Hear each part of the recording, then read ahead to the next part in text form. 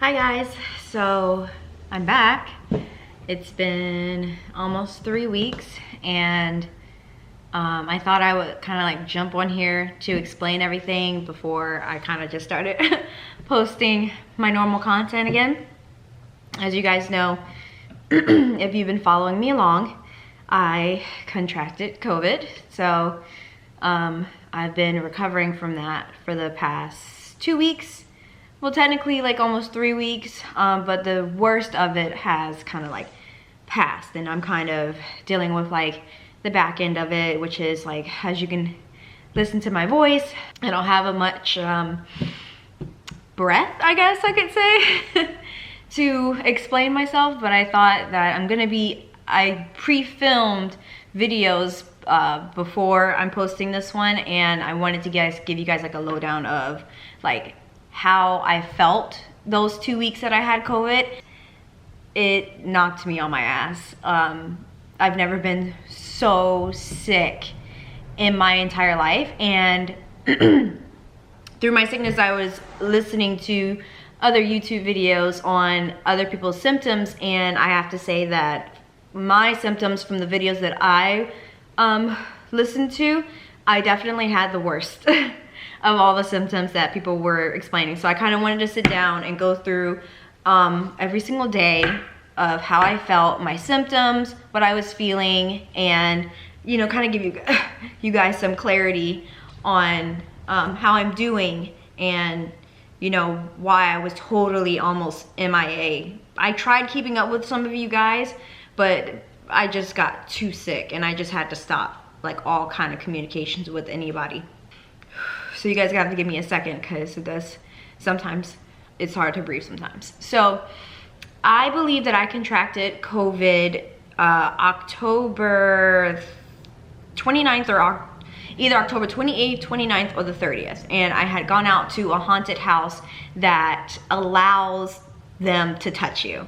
It was a great haunted house, but I'm pretty sure it's the culprit for me getting sick. I had never been to a haunted house that, you know, they're allowed to put their hands on you, and I mean they do put their hands on you. So I went with a group of friends. It was the weekend that I was supposed to be leaving to go close on my house, my second investment property that I was keeping you guys up to date with, and we ended up not closing. So I got to like, okay, let's go hang out with my friends instead. Big mistake. The Saturday, which was October 30th, I went to my friend's house and we did this photo shoot right here. If you guys saw it on Instagram, it was a lot of fun. And those were the same friends who went to the haunted house with me, and they were the ones that also got sick with me. So we had a lot of fun. October 31st is when I felt the first symptom, and I didn't think I had COVID with the first symptom because it felt like I had like I was gonna start having a sore throat. I felt like this little tickle in the back of my throat, and obviously you guys know your bodies, you know when you're about to get sick. And so I went to go take some like Dayquil or something to kind of ease the sore throat. When I woke up the next day, I didn't have a sore throat, but I did have a fever the next day that I woke up. My body was starting to hurt, my body was aching, I had a fever, and I was tired. So for the first 3 days, I was just in bed or on the couch, sleep. I did work, so I didn't have any signings. I didn't want to get anybody sick, but I was still teaching my notary one-on-one class, and I was just telling people, oh, you know, just give me a few seconds. I have like a like flu or something. Totally in denial. I kept thinking, I was like, what if this is COVID? But I was like, I don't think I have COVID. Like, I don't go many places to contract it. And then on the third day, which was November 3rd, my friend messaged me and she said that, hey, I contracted COVID, you need to go get tested. And I was like, I don't have COVID, like I'm feeling better. Like this was day 3, I had slept everything off, I was feeling okay. I was like, I don't have COVID. And I was saying that I couldn't taste anything, but I was like, that's like a normal, you know, thing when I get sick, is that I can't taste. My whole entire life, every time I got head colds, couldn't taste anything. And they were like, you're like, oh my God, if you can't taste anything, you have COVID, but you should go eat some onions or something, or, you know, eat something weird to see if you could taste it. And I was like, you guys, okay, yeah, I'll film myself eating something weird and show you guys that I can't taste anything. But other than that, I'm fine. Like, I don't have a fever anymore. I was laughing, playing around with them, and we were on the, you know, texting each other and stuff. And when I went into my refrigerator, I picked up an onion and I was gonna, you know, FaceTime them, me eating the onion. And when I put it up to my face, I realized I can't smell. So then I grabbed some hot sauce, I grabbed some soy sauce, couldn't smell anything. And I was like, oh my God, you guys. Like, I'll put the text messages up here so you guys can read the conversation. I was like, I can't smell anything. And I sat down and I contemplated, should I go get tested? Because I honestly wanted to keep working. I didn't want my life to stop, but I didn't want to endanger anybody. So I went to patient first and I got tested, and I had COVID. November 3rd. So I had to cancel every single thing that I had planned for the week. Closing on the house, getting my hair done, getting my hair taken out, all of my signings. I was like, okay, fine, I have COVID. I can work from home. I do the, you know, good thing, I can work from home. I teach people online. It's not gonna affect my life. I get home, I play around with my fiance, joking around with him that I have COVID and stuff, you know. I felt fine. The first 3 days I slept it off. I felt fine. I was like, oh, this is COVID, bro, this is nothing. Yeah, it went downhill from there. The next day, I started having more pain in my body, and my chest started hurting. So the best way that I can describe the chest pain is it felt like someone was taking a knife and stabbing me in the chest constantly. If I breathed too hard, if I moved too much, or if I tried to talk, I was having sharp pains in my lungs. I decided not to talk. It was just way too painful. With the sharp pains in my lungs came the shortness of breath, which is what I'm experiencing now, except I would have to say during the height of the sickness, it was worse. How I would be able to describe the breathlessness is that I would have ran like 100 miles and sat down and tried to catch my breath. That's how I was feeling just sitting on the couch. So the symptoms were awful, but I would say the end of the symptoms were the worst for me. So I had phlegm in my throat, and I'm not very good at chucking up phlegm to spit out. I kind of just, my reflexes is to immediately swallow it, which then led into me having nausea. But before the nausea, my fiance would try to get me up to, when I wasn't completely out of it, try to get me up to go on walks after work to get my heart moving, and I would walk extremely slow. I used to actually walk every single day, and I used to show you guys on my day-to-day life of a signing agent and entrepreneur. I would go walking every single day. I would, no problem, walk 3.5 miles every single day, up to 8 miles every day. I couldn't even make it 0.33. I couldn't get any further than 0.33 miles, which is literally just down the street for me, without me having to sit down and catch my breath.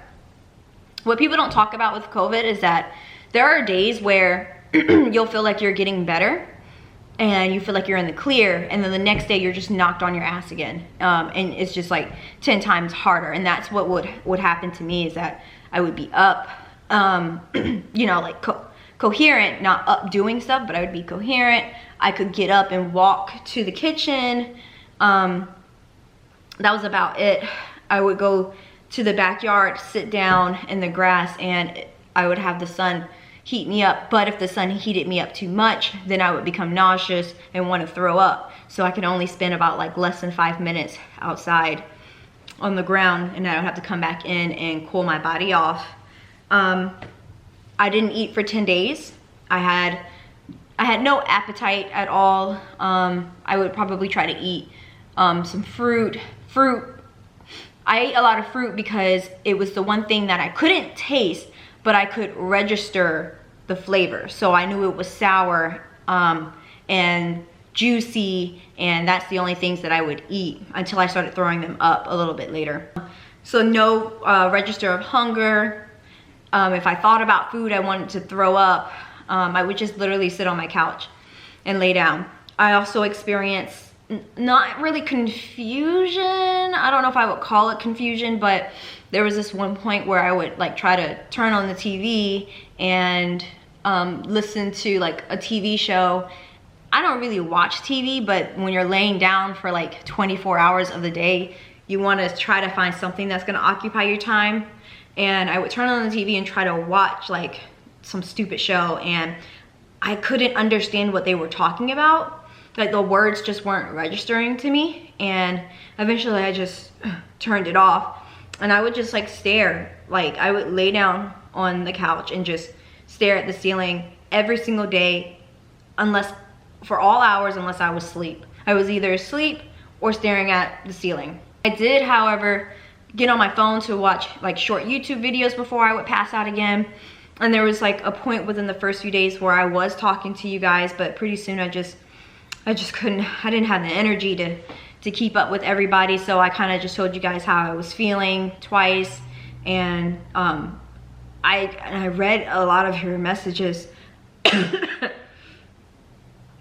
I read a lot of your messages. I just didn't have the energy to comment back. So I really do want to say thank you guys so much. A lot of the times I wanted to cry.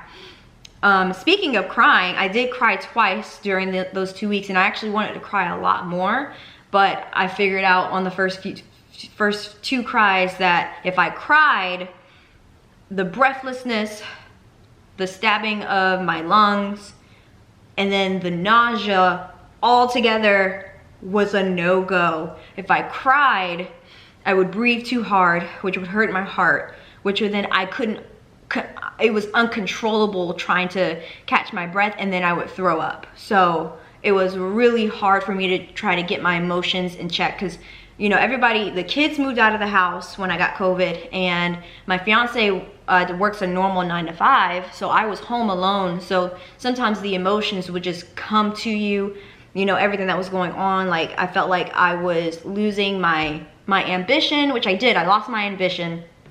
I lost the house that I had been trying to close on since September.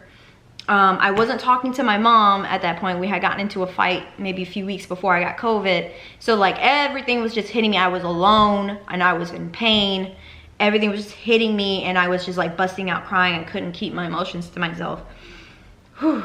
And that was horrible. I had to like get down into the fetal position trying to calm myself down, because I could not breathe if I was crying. So I had to get my emotions under control. Even after that, you know, there was a lot of times I wanted to cry because I was in so much pain. I was constantly Googling, is this normal? Googling the COVID symptoms, Googling what everybody else was saying, just to make sure that I wasn't dying, because you're in so much pain, and the pain that I was having with all the symptoms I was having, I was literally praying like, please take this away from me, because it felt like I was dying. My saving grace is that I am young, and I knew that I could get through it, but your brain brings you to this like, is this normal? Like, this isn't a normal sickness. Does everybody else feel this stabbing pain in their heart? Why can't I pay attention? Why am I throwing up everything? So it really did actually get to me, and it really did it really knocked me on my ass. Then the nausea really started. I'm guessing the phlegm traveling down to the bottom of my stomach, not a very good mixture, and I started getting nausea. My appetite came back. There's nothing worse than your appetite coming back and you getting hunger pains, but when you eat, you throw everything up. The one symptom that, I guess it's two symptoms, throwing up and having nausea, those were the two worst symptoms for me. I have never liked to throw, I don't think anybody likes throwing up, but a lot of people try to make themselves throw up so that they can feel better. I just can't, I can't handle throwing up. I would say even the stabbing pain in my lungs, I would take that over the nausea and the vomiting. My birthday comes, which my birthday is November 11th, and I ended up, for my birthday, my fiance gave me my gift, and I threw up right after. I spent my birthdays puking.